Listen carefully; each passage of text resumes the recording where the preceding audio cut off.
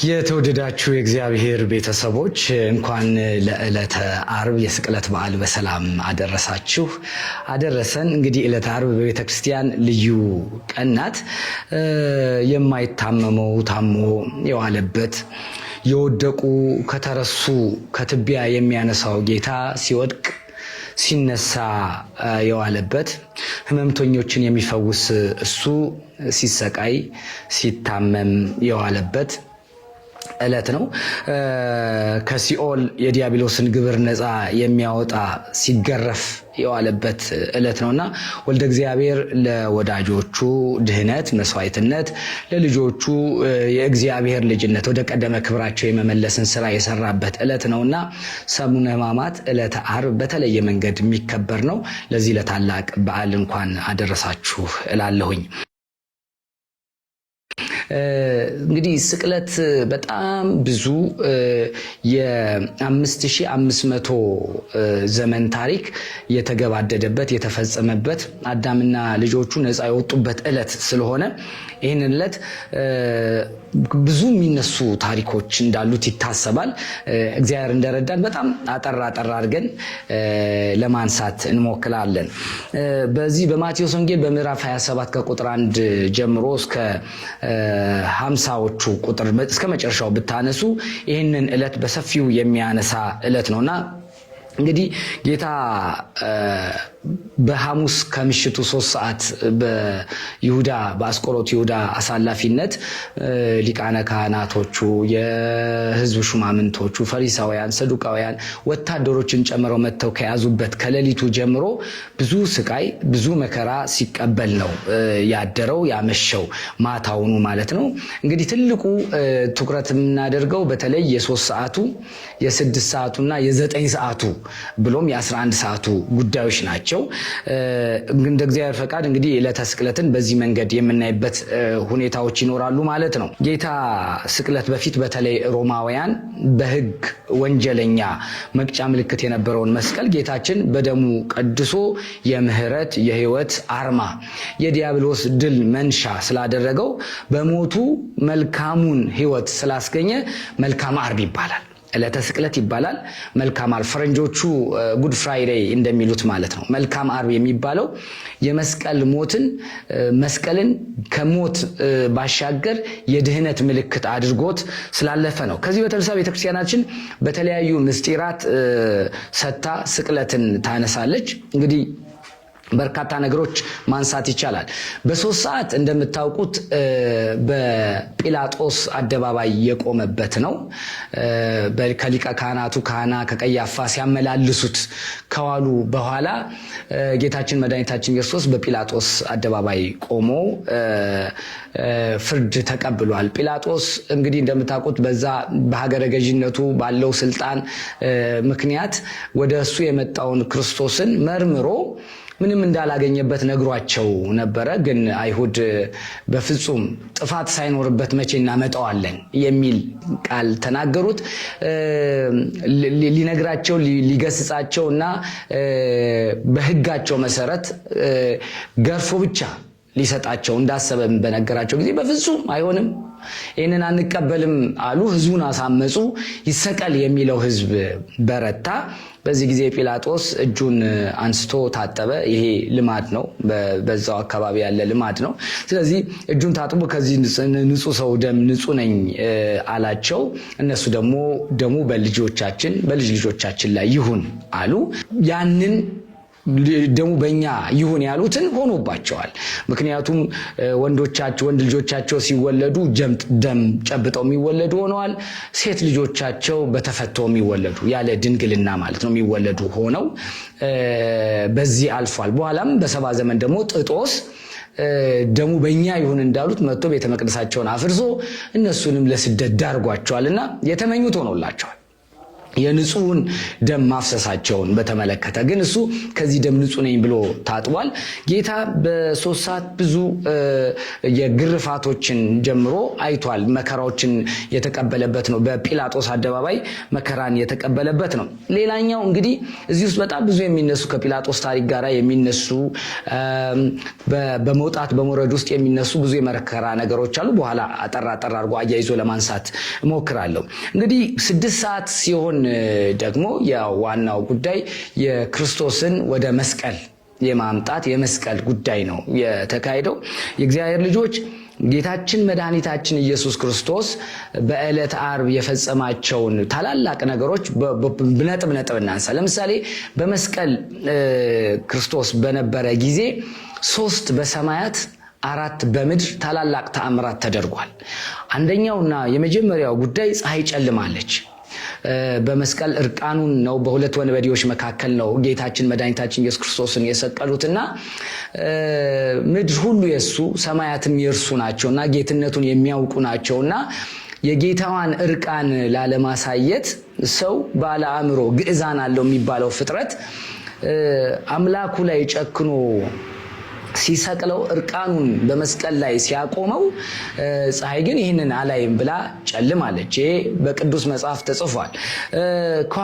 ጨረቃ ደም ለብሳለች፣ ከዋክብትም ረግፈዋል። ይሄ 3 በሰማያት የታዩ ታላላቅ ተአምራት ናቸው። በሰማያት ያሉ ታላላቅ ግዙፍ የሆኑ ለሰው ልጆች ዘመንን ለማሳያ የተፈጠሩት ፈጣሪያቸው ይህን ሲሆን አይተው አዝነው ምልክታቸውን አሳይተዋል። በምድር ደግሞ የሚታወቀው ነገር አለ። ቤተ መቅደሱ የቤተ መቅደሱ መጋረጃ ለሁለት ተሰንጥቋል። አለቶች ፈራርሰዋል። ምድር ተናውጣለች። መቃብር ተከፍቷል።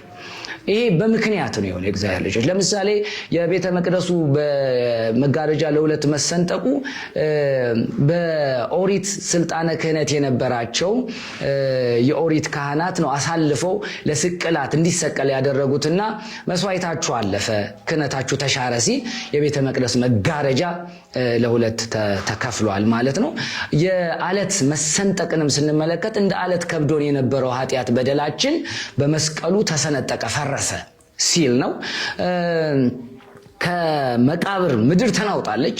እንግዲህ ምድር ንጹህታ ገጥሟታል፣ ተንቀጥቅጣለች። ምክንያቱም አስቀድመን በጥምቀት እንዳየ ነው ማለት ነው። ባህርን ርየት እንዳለው ወጎየት ወይ ዮርዳኖስን ይገባ ድሬው እንዳለው ባህር የሸሸችው አምላክ ሊጠመቅ ሲመጣ አምላክነቱን ረስታ የተንቀጠቀጠች ነችና በስቅለቱም ይሄንኑ አድርጋለች። ጌታዋን ተሰቅሎ ደሙ ሲፈስባት ስላየች አልቀሳለች። ያው አባቶች በትንሳኤ በኋላ የምናነሳው ሆኖ በትንሳኤ ጊዜ ወምድርን ትገብር ፋሲካ ታጺባ በደመ ክርስቶስ ይላሉ።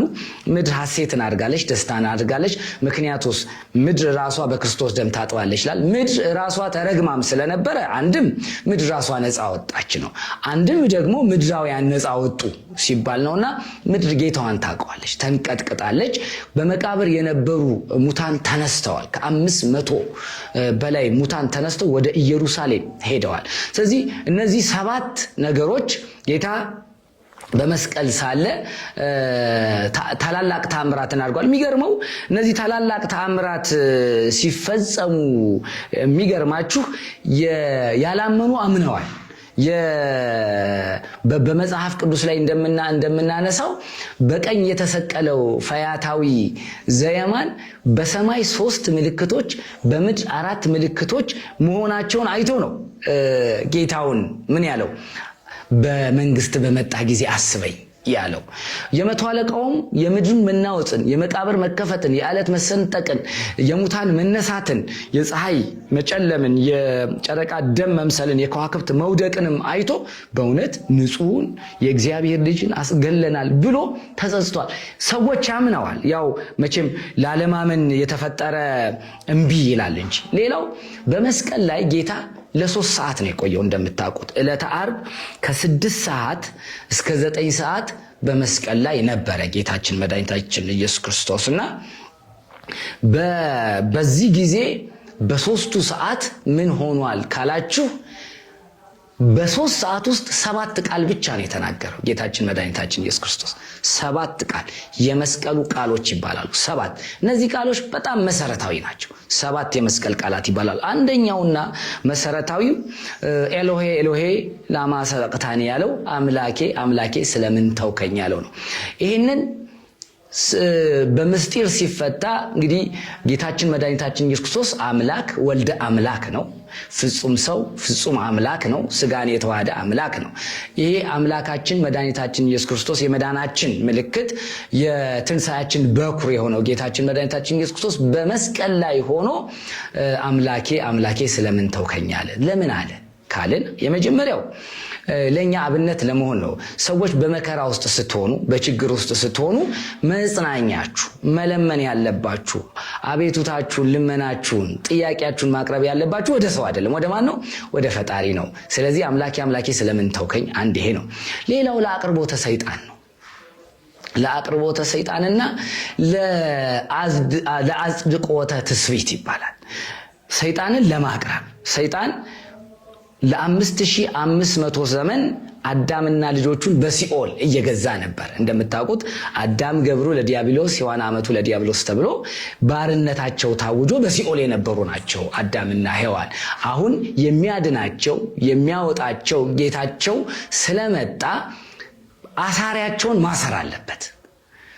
ዲያብሎስ ከጥምቀት ጀምሮ ይጠራጠር፣ ከጌታ መወለድ ጀምሮ ሰው ነው አምላክ ነው መሲህ ነው እያለ ይጠራጠር ስለነበረም ይህንን ለማረጋገጥ ብዙ ጊዜ እንደመሞከሩን ስለምናውቅ በመጽሐፍ ቅዱስ በጥምቀትም በምንም ስላየን በብዙ ቦታዎች ላይ አሁን ምንድነው ያደረገው? አቀረበው፣ አሰረው፣ ኃይለኛው ታሰረ።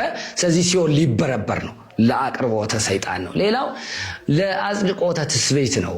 ፍጹም ሰው መሆኑን ለማረጋገጥ ነው። ሰው በኋላ በሌላው ዘመን ምን የሚል መጥቷል? አይ የማርያም ልጅ የእግዚአብሔር ልጅ የሚል ምንታዊነትን ዱዋሊዝምን የሚያነሱ መናፍቃኖች ስለተነሱ አይ የተሰቀለው አምላክ ወልደ አምላክ መሆኑን ለማሳየት በአምላክነቱ ሲኦልን የሚበረብር በሰውነቱ በስጋ በመስቀል የተሰቀለ መሆኑን ለማሳየት ኤሎሄ ኤሎሄ ላማ ሰበቅታኒ አምላኬ አምላኬ ስለምን ተውከኝ የሚል አለ። ብዙ ምስጢራት አሉ። ወደ ሁለተኛው ነጥብ እንሂድ። ሌላው እውነት እውነት እልሃለሁ ዛሬ በገነት ትኖራለህ ያለው ነው። የፋያታዊ ዘየማን ወይም በቀኝ የተሰቀለው ወንበዴ ነው። እንግዲህ ጌታችን መድኃኒታችን ኢየሱስ ክርስቶስ ስለ ነገረ ድህነት ስናነሳ በደንብ ሐሳባችን ትኩረት አድርገን ማውራት ካለብን መነሳት ያለበት ድህነት በዘመናት ርዝማኔ አይደለም።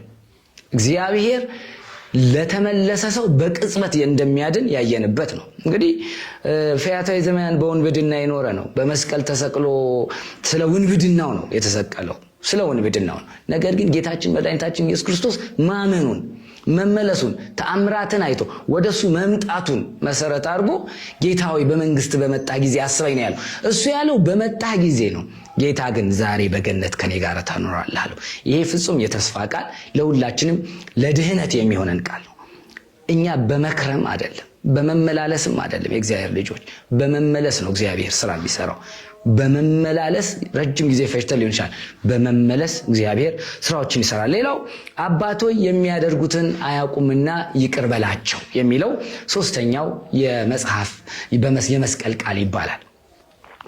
ጌታችን መድኃኒታችን ኢየሱስ ክርስቶስ ስለ ምኩራብ ስናነሳ ታስታውሱ እንደሆነ ወይም በሰኞ ዕለት አንጾ ቤተ መቅደስን ስናነሳ ጌታችን ጅራፍ አንስቶ ቤተ መቅደሱ ላይ የቀለዱትን በጅራፍ አባሯል። ቤቴ የጸሎት ቤት ነው የሚባለው ብሎ አባሯቸዋል። እዚህ ግን በመስቀል ላይ ሆኖ 6666 የገረፉትን የተፉበትን አክሊለ ሦክ ያደረጉበትን ስለ አክሊለ ሦክ አባቶች ሲናገሩ ምን ይላሉ? ከሺህ በላይ ናቸው ትናንሾቹ ሾኮች ይላሉ። ደግሞ ትልልቆችም አሉ እስከ ልብ የሚወርዱ። ያንን ያደረጉበትን ስጋው አልቆ አጥንቱ እስኪቆጠር እየደበደቡት ያሉትን እየተዘባበቱበት ያሉትን ምን አላቸው? የሚሰሩትን አያውቁምና ይቅር በላቸው አላቸው። የምህረት ጌታ መሆኑ ቤተ መቅደሱን የሚያከብር ግን ደግሞ የምህረት ጌታ መሆኑ ይቅር ባይ መሆኑን ይቅር የሚል ነው። እናንተም ብትበደሉ ብትገፉ መከራ ብትቀበሉ ከጌታው የሚበልጥ ባሪያ ስለሌለ እኔ ያረኩትን አድርጉ ሲለን የአባቱ የሚሰሩትን አያውቁምና ይቅር በላቸው አለ። ይህንን በኋላ በደንብ እንደምታውቁትና በሐዋርያት ሥራ ላይ እንዳየነው ማን አድርጎታል? ቀዳማዊ ሰማዕት ሊቀ ዲያቆናት ቅዱስ እስጢፋኖስ አድርጎታል። እየተወገረ በድንጋይ አምላኩ የሚሰሩትን አያውቁምና ይቅር በላቸው ብሏል። ሌላው ትልቁ የኛ የመጽናኛችን እናት የሆነችው ድንግል ማርያም የመስቀሉ ስር ስጦታ መሆኗን የምንመለከተው በመስቀል ጊዜ ከተናገራቸው ቃላቶች አንዱ የድንግል ማርያም ነው። ምን አለ? እነሆ እናትህ፣ እነኋት፣ እነሆ ልጅሽ ብሎ የሰጠበት ነው። እነኋት እናት የተባለው ቅዱስ ዮሐንስ በመስቀል ላይ ጌታ በመስቀል ላይ ሆኖ ስለ እናቱ ተናግሯል። እንግዲህ በመከራ ውስጥ ሆኖ እናቱን አስታውሶ በመከራ ውስጥ ሆኖ የእናቱን ክብር ገልጾላታል። ዮሐንስም በረከቱ ሆና ተቀብሏት ወስዶ 15 ዓመት በቤቷ አቆይቷታል የድንግል ማርያምን። ስለዚህ መስቀል ላይ ከተናገረው 7 ቃላት መካከል እነኋት እናትህ ተብሎ ለዮሐንስ በዮሐንስ አንጻር ለኛ ተሰጥታናለች። እነሆ ልጅሽ ተብሎ ለዮሐንስ ተሰጥቷታል። በዮሐንስ አንጻር እመቤታችን የሁላችን እናት እንድትሆን ተሰጥቷል። ሌላው አምስተኛው አባት ሆይ ነፍሴን በእጅህ አደራ እሰጣለሁ የሚለው ነው። እንግዲህ ይሄ የመጀመሪያና መሰረታዊ ጉዳይ ነፍሱ ከስጋው የምትለይበት ሰዓት ላይ ነው። ሰዎች አደራ የሚሰጡት ማረፊያቸው እውነተኛው አምላክ እግዚአብሔር መሆኑን ሲነግረን፣ ፍጹም ሰው መሆኑንም ሲነግረን ነው። ሌላው ተጠማው ያለው ቃል ነው። እንግዲህ በተጠማ ውስጥ ብዙ የሚነሱ ነገሮች አሉ። ጌታ ምንድነው የተጠማው? እውነት ነው አንድ ሰው በስቃይ ላይ ሲቆይ የሚጠማው ጥማት አለ፣ ጌታ ሰውም ስለሆነ ማለት ነው። ነገር ግን ከዚህኛው ከመደበኛው ጥማት ባሻገር ግን የአዳምን መዳን ነው የተጠማው። የአዳምን ከሲኦል መውጣትም ነው የተጠማው። ተጠማው ሲል አዳም ከሲኦል መውጣቱን የ5500 ዘመን ጉዞ መጠናቀቁን ነው የሚነግረው። ሌላው ሁሉ ተፈጸመ ያለው የጽድቅ ጉዳይ የጌታ የምድር አገልግሎቱ በአዳም ቦታ ተገብቶ ዳግማዊው አዳም ክርስቶስ የአዳምን በደል ተሸክሞ አማናዊው በግ የታረደበት የጽድቅ ስራዎቹ አዳምን የማስታረቅ አዳምን ወደ ቀደመ ክብሩ የመመለስ ጉዳይ ተፈጸመ የተባለበት ነው። ስለዚህ ከ6 ሰዓት እስከ 9 ሰዓት ያው እንደምታውቁት እነዚህ ነገሮች ተከናውነዋል ብሎ መውሰድ ይቻላል።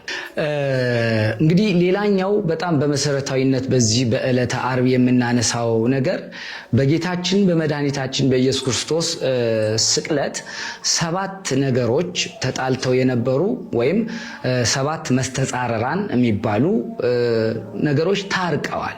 ጌታችን መድኃኒታችን ኢየሱስ ክርስቶስ እንግዲህ ሰው የሆነው በመስቀል ሞት ድረስ የደረሰው የሰው ልጅ ለማዳን ነው። ስለዚህ በዚህ ውስጥ ሰውን በተመለከተ 7 ነገሮች ተጣልተዋል። የመጀመሪያው ሰውና እግዚአብሔር ተጣልተዋል። ሰውና እግዚአብሔር ሰው አታድርግ የተባለውን በማድረጉ ከእግዚአብሔር አምላኩ ወጥቷል። ሰው በተለምዶ ገነትን ያህል ቦታ እግዚአብሔርን ያህል ጌታ ይባላል እንጂ እግዚአብሔርን ያህል ጌታ ካጣ ሁሉንም ነገር አጣ ማለት ነው። ገነት ቀጥሎ የሚመጣ ጉዳይ ነው። ሰው የእግዚአብሔር ከሆነ ገነትን ወደደም ጠላም ያገኛል፣ የግዱን ያገኛል። ስለዚህ ምንድነው የሆነው? መጀመሪያ ሰውና እግዚአብሔር ተጣላ። አታድርግ ተባለ፣ አደረገ፣ ከእግዚአብሔር ተለያየ። ይሄ የመጀመሪያውና ትልቁ ውድቀቱ ነው። ለሰው ጸጋውን ያጣበት ጉዳይ ነው። ስለዚህ ይሄ በመሰረታዊነት ይነሳል። በመስቀሉ ግን ሰውና እግዚአብሔር ታረቁ። ራሱ ልጁን እግዚአብሔር ልጁን ልኮ ታረቀን ማለት ነው። ሁለተኛው ሰውና መላእክት ተጣልተው ነበር። ገነት በመላእክት ትጠበቃለች። ሰው ወጥቷል። የእግዚአብሔር የሆኑት መላእክት ወደ ሰው የሚያደርጉት ነገር ተቋርጧል። ከእግዚአብሔር ሲላኩ ለማት እንደው አልፎም እንደዚሁ ለምህረት ይመጡ ካልሆነ በስተቀር በኦሪት ላይ እንደምንመለከተው ሰውና መላእክት ተጣልተዋል። ምክንያቱስ የእግዚአብሔር ስለሆኑ የእግዚአብሔር ከሆነ ጋር ነው ህብረታቸው እና ሰውና መላእክት ተጣልተው ነበር። በጌታ መወለድ አይታችኋል። ሰውና መላእክት አንድ ላይ ዘመሩ። በጌታ መስቀልስ የጌታ ደም ሲፈስ መላእክት ምን አደረጉ?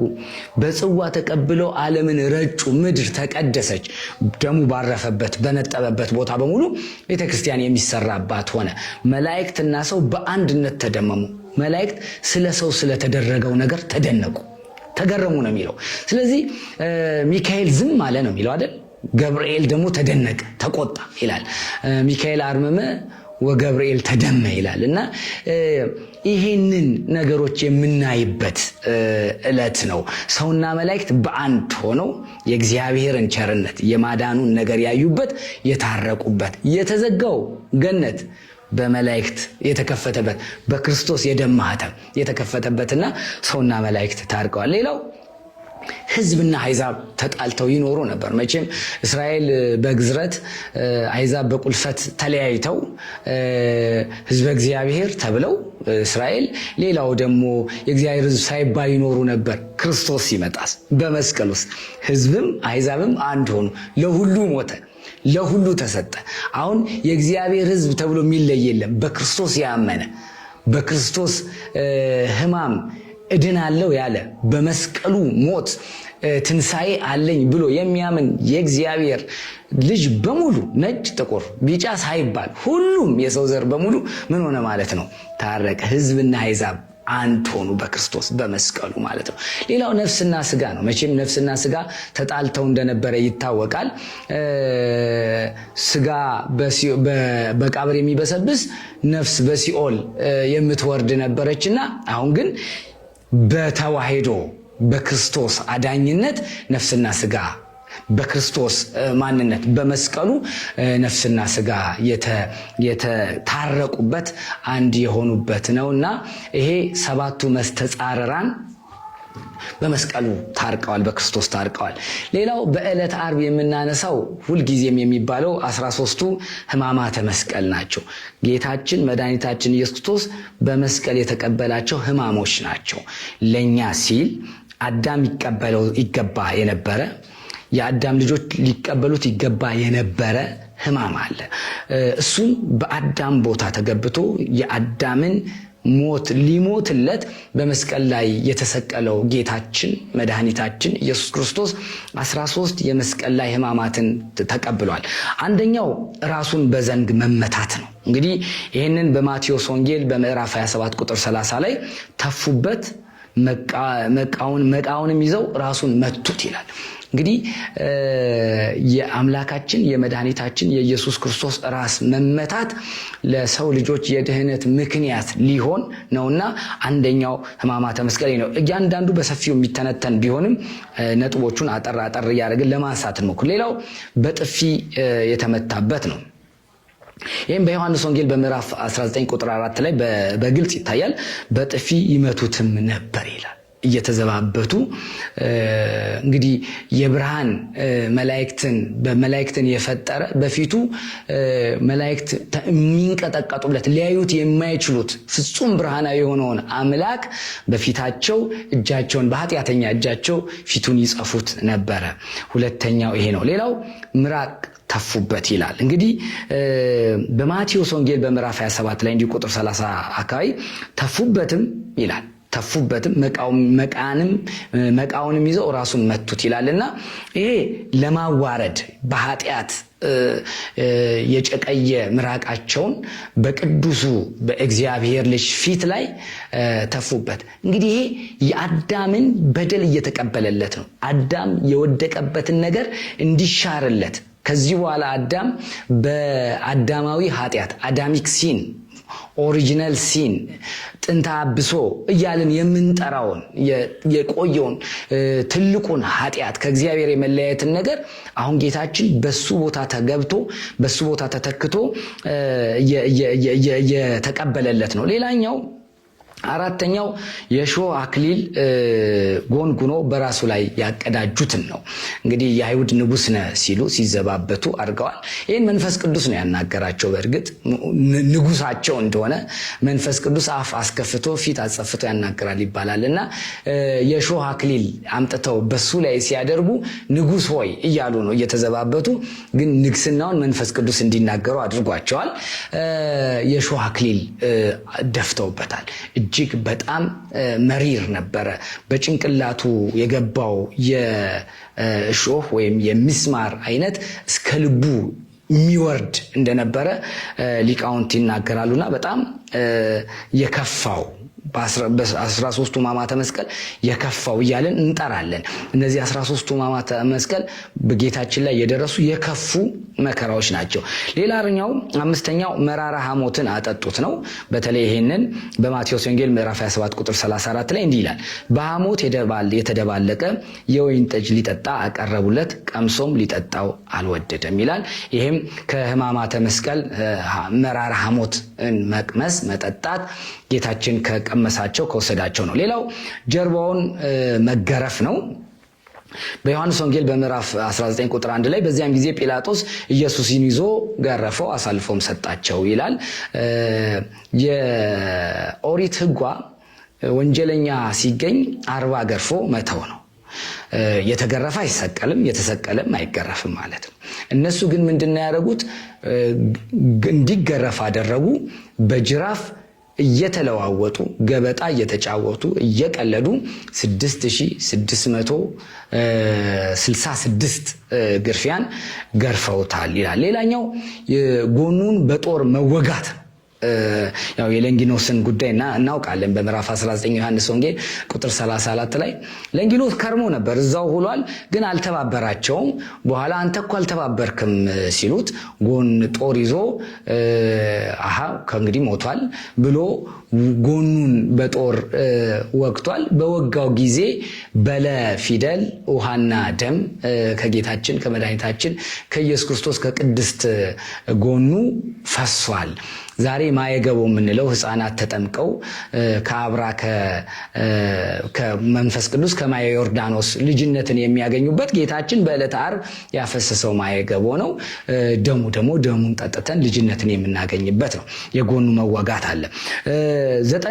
8ኛው ወደኋላ መታሰር ነው። ወደኋላ መታሰር ይሄንንም በዮሐንስ ወንጌል ምዕራፍ 18 ቁጥር 2 ላይ እናየዋለን። የሻለቃው ጭፍሮችም የአይሁድም ሌሎችም ኢየሱስን ይዘው አሰሩት ይላል። ወደኋላ አሰሩት፣ ወደፊት ይጎትቱት ነበረ። እንግዲህ በዛ በቀራኒዮ አደባባይ መንገድ ላይ በሙሉ በነበረው ጉዞ ላይ እጅግ በጣም ለቁጥር በሚታክት መንገድ እየሳቡ እየጣሉ እየገፈተሩት የኋሊት ታስሮ ነው ጌታችን መድኃኒታችን ኢየሱስ ክርስቶስ ሲጎተት የነበረው። ልክ እንደ በግ ማለት ነው፣ እንደ በግ ማለት ነው። መጽሐፍ ኢሳይያስም እንደዛ ነው የሚለው። ስለዚህ በሸላቾቹ ፊት እንደማይናገር በግ ሆኖ ነው ሲነዳላቸው የቆየው። ሌላው በቀጥታ መስቀሉ ላይ የምናያቸው የሳዶር፣ አላዶር፣ ዳናት፣ አዴራ እና ሮዳስ ደግሞ ከ9 እስከ 13 ድረስ ያለውን ሕማማተ መስቀል ይይዛሉ። ሳዶር ማለት በቀኝ እጁ የተቸነከረበት ነው። አላዶር ማለት ግራ እጁ የተቸነከረበት ነው። ዳናት እግሮቹ የተቸነከረበት ነው። አዴራ ደረቱ የተቸነከረበት ነው። ሮዳስ ከወገቡ እምብርቱን አጥብቆ እንዲይዝ የተቸነከረበት ነው። እነዚህ የመከራ ሕማማተ መስቀል ብለን የምናስበው የምንዘክረው ነው ማለት ነው።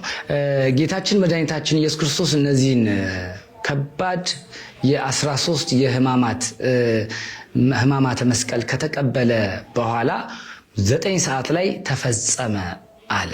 ያ ተፈጸመ ያለው እግዚአብሔር አምላካችን ወደ ሲኦል ወረደ። እንግዲህ ወደ ሲኦል ከወረደ በኋላ በሲኦልን በረበራት ይላሉ አባቶች።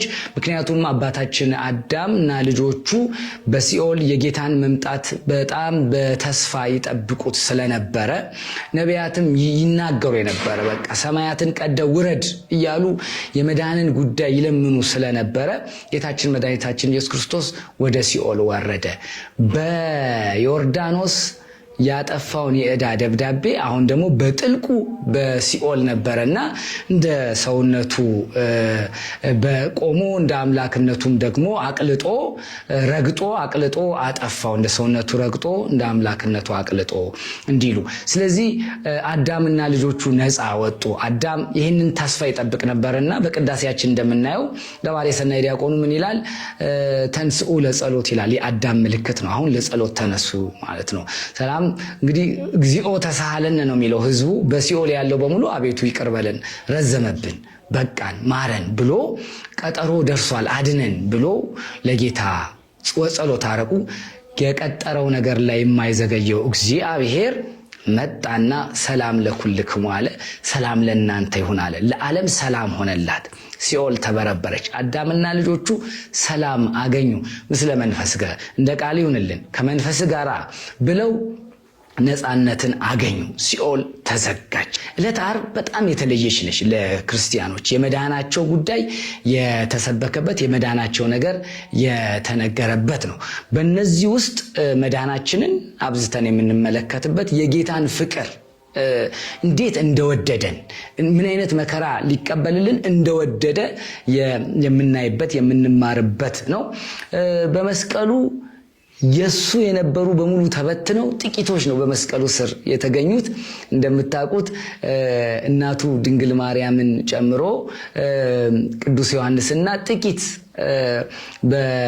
በቅዱሳት አንስት ውስጥ ያሉ ሴቶች ናቸው በመስቀሉ ስር የተገኙትና በመስቀሉ ስር መገኘት የመስቀሉን መከራ መቀበል በመስቀሉ ለመዳን የጌታን መከራ ለመቀበል ዝግጁ መሆን የዕለተ ዓርብ ሁነኛ ትምህርት ነው። የተከፈለልንን ዋጋ እንወቅ። በተከፈለልን ዋጋ ልክ እንድንኖር አምላካችን እግዚአብሔር ይርዳን። በጣም ከብዙ እጅግ በጣም ከብዙ በጥቂቱ ውቅያኖስን በእንቁላል ቅርፊት የማንሳት ያህል በሆነው የቤተ ክርስቲያን ትርጓሜ ላይ ጥቂቷን ትምህርት ነው አባቶቼ በነገሩኝ መንገድ ያቀረብኩትኝ። አምላካችን እግዚአብሔር በዕለተ ዓርብ እንድንባረክ ቅዱስ ፈቃዱ ይሆንልን።